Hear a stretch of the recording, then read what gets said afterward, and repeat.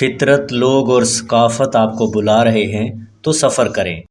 اگر آپ کا گھر جل رہا ہے تو کیا آپ آگ بجھانے کی کوشش نہیں کریں گے؟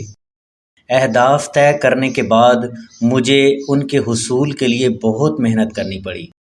مجھے خود پر یقین تھا، میں نے کبھی خود کو ایک عام کھلاڑی کے طور پر تصور نہیں کیا تھا۔ آپ جتنا زیادہ مطالعہ کرتے ہیں اتنا ہی آپ جانتے ہیں کہ آپ کتنا کم جانتے ہیں۔ کبھی ہمت نہ ہاریں، چاہے زندگی کتنی ہی مشکل کیوں نہ ہو، چاہے آپ کتنا ہی درد محسوس کریں۔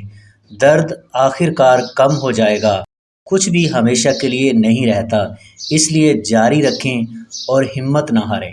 ٹیلنٹ یا ذہانت سے کوئی فرق نہیں پڑتا، یہ آپ کے خواب ہیں جو فیصلہ کریں گے کہ آپ کتنے بڑے انسان بنیں گے۔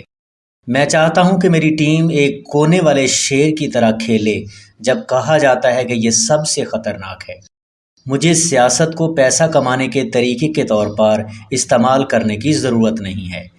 جو ٹیم جیتنے جا رہی ہے وہ وہی ہے جو اپنے مخالفین کا مطالعہ کر کے اپنا ہوم ورک بہترین کرتی ہے۔ میں ایک بہترین کھلاڑی بننا چاہتا تھا، یہ میری خواہش تھی۔ کرکٹ ایک دباؤ کا کھیل ہے اور جب بات بھارت اور پاکستان کے میچ کی ہو تو دباؤ دگنا ہو جاتا ہے۔ دراصل آکسفورڈ کے تجربے نے بعد کی زندگی میں واقعی میری مدد کی ہے۔